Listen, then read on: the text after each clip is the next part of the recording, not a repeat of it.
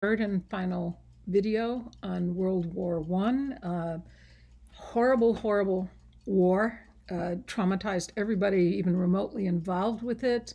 Huge changes at home, centralization of industry and business after those poor progressives tried to break it up, and a whole lot of propaganda and prejudice, particularly against Germans.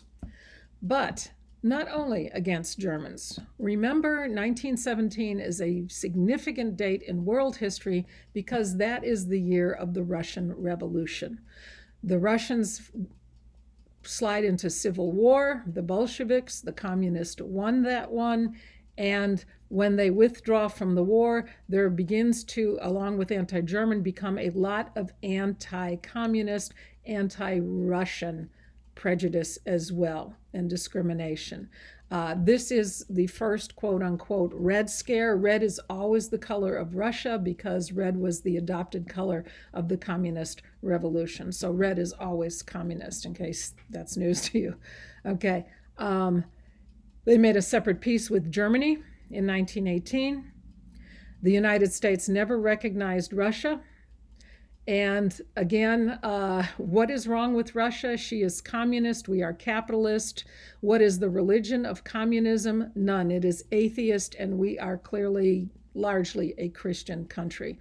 So these are mortal enemies. The goal of communism is to take over the world, obviously. Okay, so people who were socialist and pacifist were also suspicious because the line between socialist and communist even then got a little blurry. So if you were socialist, you were suspected of having communist sympathies, which was usually, in mass majorities, not the truth at all. 1920, we have the Palmer raids. You have the US government rounding up thousands of, quote, suspected communists. And the slogan was ship or shoot, ship them out or shoot them. Not too many were shot, but over 300 were deported to Russia and another 250 to other countries. This is when the FBI is actually formed, and its function was to root out communists or suspected communists. Most of these people, who knows, there were probably some of them were communists. A lot of them just had Russian names. Remember, there's no computer banks. There's no way to check this stuff. You could rat on your neighbor and claim he was a communist, and the government would come and round him up. Sacco and Vanzetti is a classic case, 1920 legal case. A paymaster in a company is murdered, and Sacco and Vanzetti, two Italian immigrants, are arrested for the crime. Why are they arrested? They are not communists, they are anarchists. Said openly, they were anarchists. Anarchy means no government. We want to destroy the government. They are executed in 1927. There is no evidence. They did not confess, and there was no actual evidence that they were connected with the crime. But they're suspicious because they're anarchists, which a lot of people thought was very close to communists. A lot of raids, a lot of illegal search and seizure, which has been in the news lately. Strikes were broken. Strikes were considered communist conspiracies. People were stopped on the street and checked, do you have your draft card with you, if you were a male? In New York City, in 1 week, they detained, arrested briefly, 60,000 young men because they could not produce their draft cards. 60,000. They found out of those 60,000, only 200 were actual draft dodgers trying to get away with avoiding selective service, avoiding the draft. Most of them were just picked up because they look suspicious. Espionage, Sedition, Alien Act are important. I'm going back to slide number 29 here. These are important because they are exactly the name that, same name, same idea, was used in the 1790s under John Adams. They were slightly used in the Civil War. They came back in World War II, and they are almost exactly what the Patriot Act says. If you look at the Patriot Act, you can Google this, some of the same ideas are in the Alien and Espionage Act. Whenever we feel under threat, we pass these kinds of things, and they can be very, very dangerous. So let's look at Alien-Sedition Acts. First of all, espionage.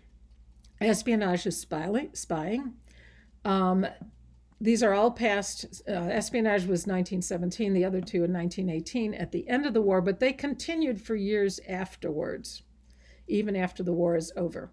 So espionage said that you were disloyal to the United States or you aided the enemy. 20-year prison term if we're at war. That makes perfectly good sense. 10,000 people were jailed under this ruling. 2,000 were prosecuted, actually taken to court for espionage. Actual cases, 0. No convictions. As far as we know, there were probably German spies in America, but the people arrested under this act were not German spies or Turkish spies. Some examples. An American filmmaker in Hollywood made a film about the Revolutionary War. He got a 10-year prison term and served most of it because a film about the American Revolution during World War I is also anti-British. It was against our allies, even though it was an American Revolutionary War film. So the poor director ended up in prison for a number of years for that film. Eugene Debs, you remember him, socialist candidate, was jailed at the end of the war for saying in a speech, and I will quote the line that he was jailed for, "This war is being fought by the workers while the capitalists make a profit." He was jailed for several years, ran for president on the Socialist Party platform, and was elected not elected, but got 1 million votes from prison while he was in jail.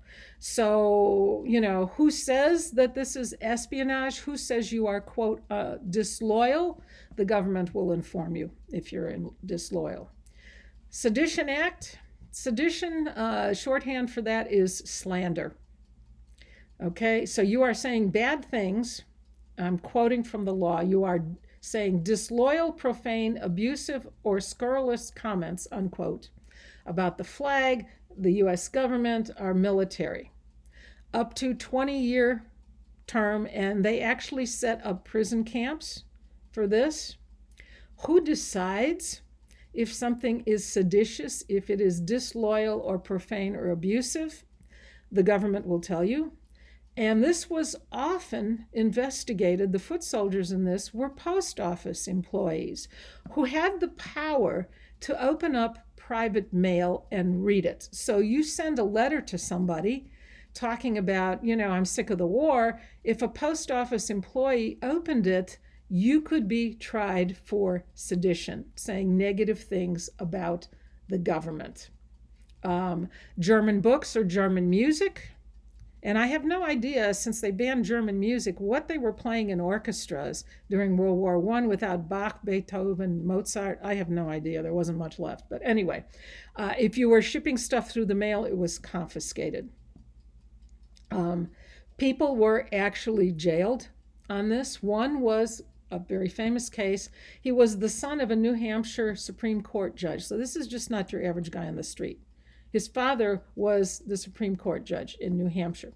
He was jailed because he wrote a private letter, and in the letter he talked about Woodrow Wilson's submarine warfare having legal problems. It was legally not justified, and he was jailed because of that, because that was sedition. That was saying negative things about the government. Okay, this is a great point. I wish in a live class I would open up the discussion and talked about sedition.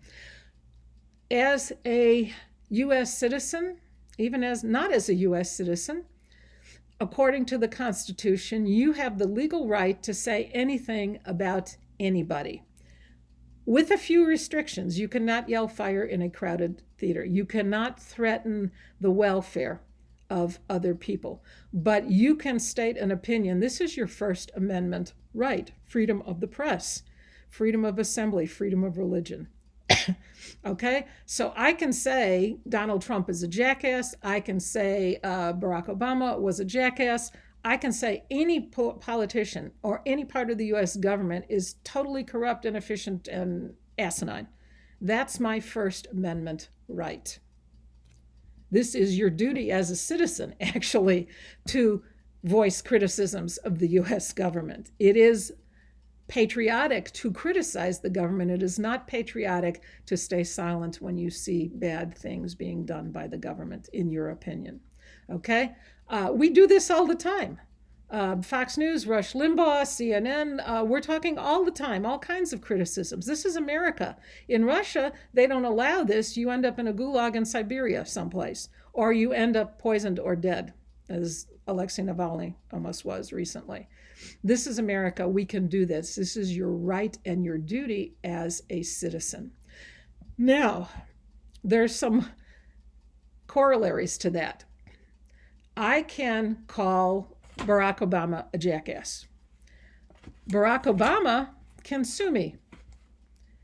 He can take me to court, and he can win the lawsuit if he can prove that it is false or it is designed to ruin my reputation. Now, politicians don't do this most of the time in America because we'd spend all our life in court. Movie stars do, because we do the same thing with public figures, including movie stars. So all kinds of things are said about movie stars, and oftentimes they take newspapers or the National Enquirer or whatever it is, they take them to court. Okay? Politicians don't, with rare exceptions. Trump has said that he was going to. I don't know if he ever did sue women for accusing him of rape or sexual affairs or whatever it was. Okay? So there are some restrictions on it. You can say whatever you want. You can also be sued for that. Most times we aren't, but it is part of the deal. You can be sued, and you cannot create a danger for other people. You cannot yell fire in a crowded theater. That's a restriction on freedom of speech. The Alien Act, the third one, also passed in 1918, said that any quote-unquote subversive, again, who decides if you're a subversive? Government agents will decide that. We'll let you know about that. Immediately deported, no hearing, no appeal, no defense attorney, no day in court. So federal agents could pick up anybody they wanted to and deport them. Sometimes, again, there was just a confusion of names. We have no computer files, and people with Russian last names or German last names were caught up with this. Somebody who said something negative could be ratted on by their neighbors. Sometimes if you said nothing negative, you could be ratted on by your neighbors if they didn't like you. Hundreds and hundreds were imprisoned. Very few actually tried. A few were actually tried and got real prison sentences, but lots of them were detained in extremely bad conditions because they were rounding up hundreds of quote-unquote subversives. In Detroit, for example, 800 men were rounded up and thrown in the Detroit City Jail. The Detroit City Jail had just a few cells at the time, and there were 140 adult males in a 3-man cell at one point with one toilet. So bad things happened.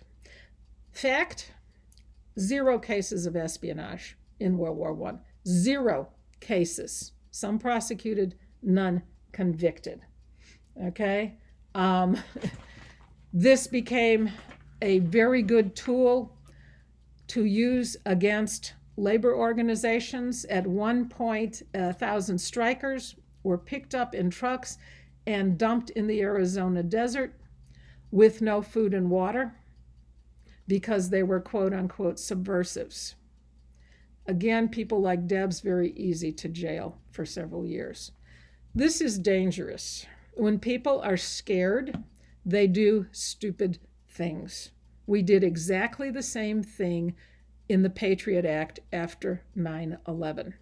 If you go and look at it, the government has the right to pick up anybody and investigate them for espionage or sedition.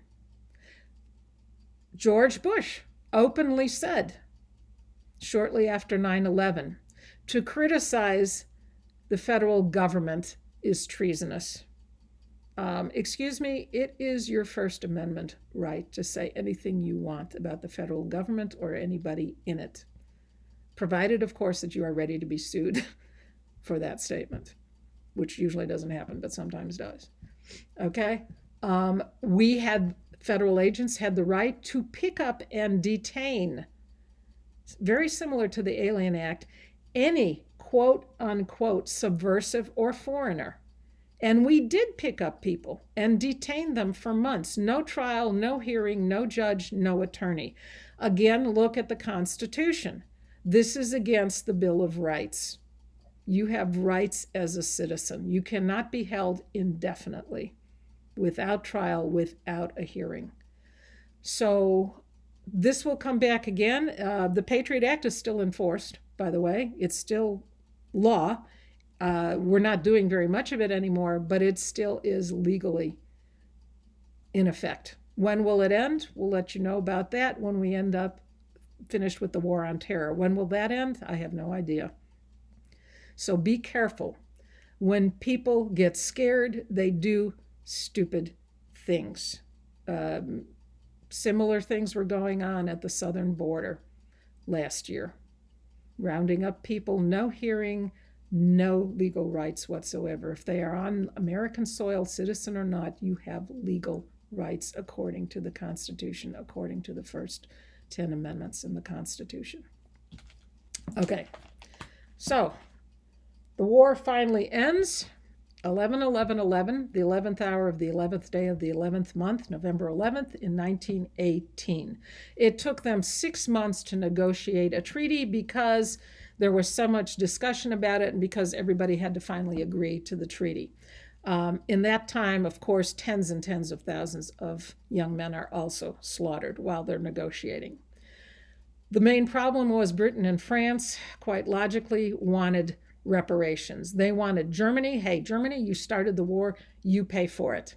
They wanted $56 billion out of Germany, and they wanted Germany crippled. They wanted Germany, you are never going to have the power to start another war like this. Coincidentally, they also wanted Germany's colonies in Africa, which they did get.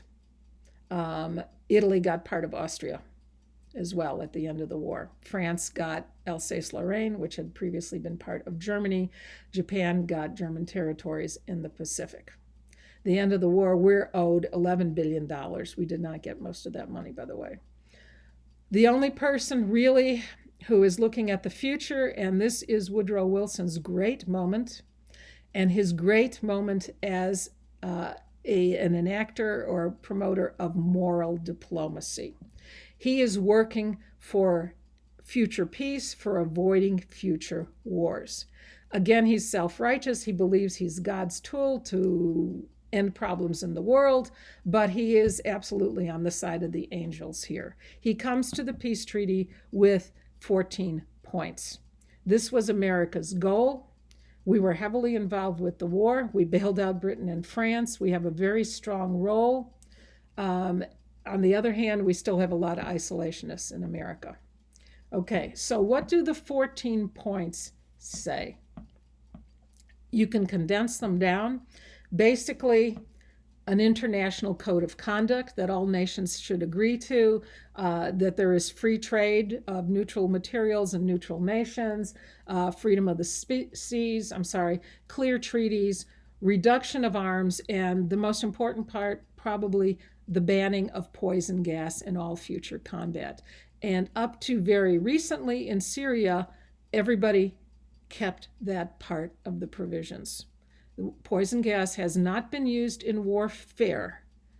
Hitler used it in concentration camps, absolutely, but not in combat, because he knew if he used it in combat, they're going to turn around and use it against his own men as well. Poison gas has not been used in combat, except recently in Syria, in small areas. So that part has held. There is international freedom of the seas, and that kind of stuff is also pretty much held. The other big part of it is self-determination for nations and ethnic groups.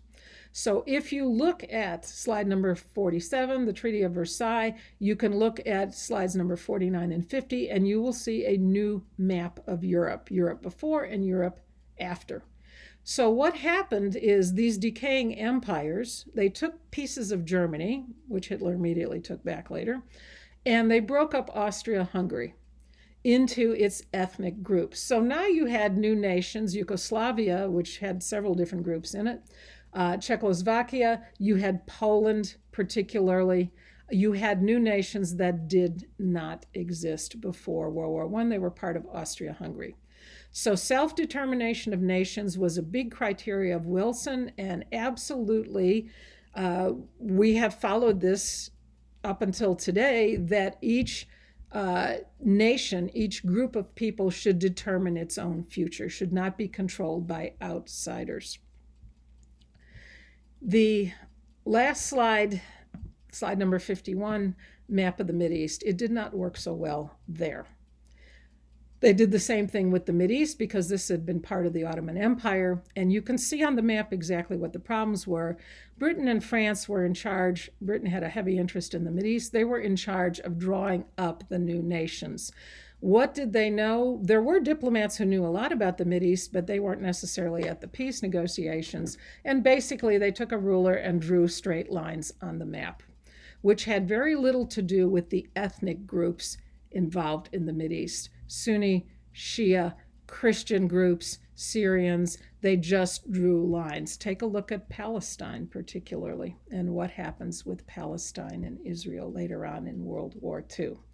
So if you want to look at problems in the Mideast, it starts at the end of World War I, where countries were divided up not according to self-determination, not according to ethnic groups, but according to random lines on a map in most cases.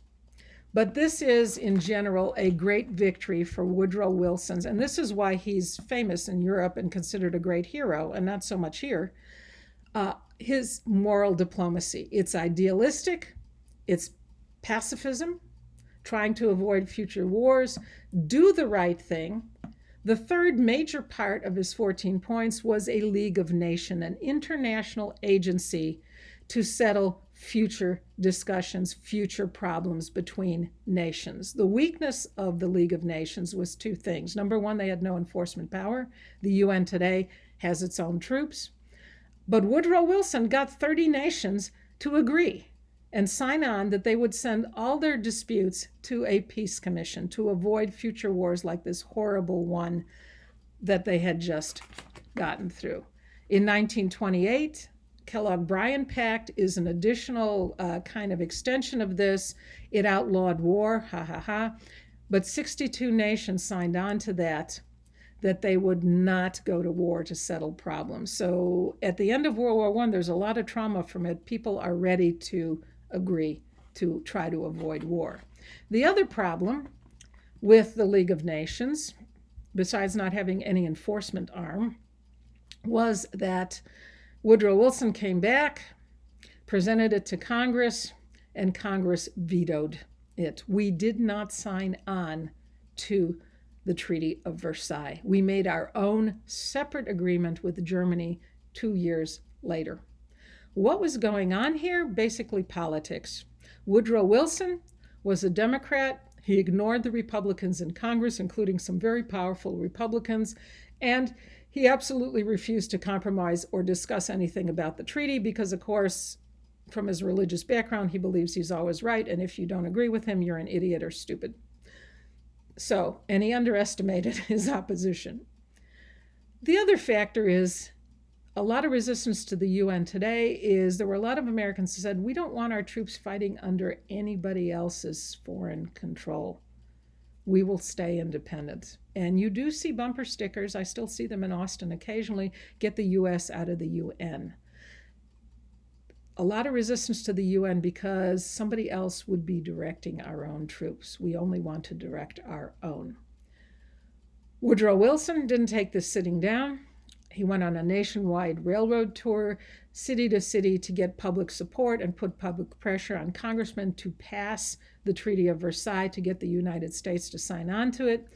For over a month, he's giving 4 to 5 major speeches a day, going from city to city. In the middle of all this, he has a massive stroke. And for the rest of his presidency, he is, last year and a half of his presidency, he is largely bedridden. He couldn't really work for more than about an hour at a time. Who took over? Who is running the government? his wife and his cabinet were largely running the US government. He couldn't push the treaty. We never did sign on to the Treaty of Versailles. We made a separate treaty with Germany several years later. Woodrow Wilson actually thought of running for a third term. He could legally do that. That wasn't in the Constitution yet, the limit on 2 terms. But Harding, the Republican candidate, wins in 1920. So the Treaty of Versailles, which was a great example of moral diplomacy, and if everything had been followed that Woodrow Wilson wanted, was it possible to avoid World War II? We don't know, but the Treaty of Versailles made World War II pretty inevitable. It crippled Germany. It gave them a huge debt, which was impossible to pay off. German government collapses. Hitler walks in, blames the Jews for all the problems, and says, I have the solution for everything. Just follow me. If Germany had not been saddled with reparations and blamed for World War II, would things have turned out differently? It's one of those ifs in history we don't know, but because it was, there is a direct line between World War I and World War II. The other thing that is continuing problems and continues in the old Yugoslavia today is these ethnic groups and who is grouped with whom, not only in the Mideast, but in the Balkans, in the southern part, southeastern Europe. Still going on there. What group do you put with what? So long-term problems. It did do some great things. It banned poison gas. It had freedom of the seas, some international rules, and created the template for the UN. The League of Nations did not avoid World War II, and it did not last through World War II, but at least we had a pattern for the UN. So Woodrow Wilson, this is his great moment, really, is at the Treaty of Versailles, even though he didn't get everything he wanted. It is a great example of his moral diplomacy. So, end of World War II. Completely traumatized all of Europe, completely traumatized us, and we slide into the 1920s, which are very interesting because they are very similar to the period we are going through now in American history. Stay safe, take care out there.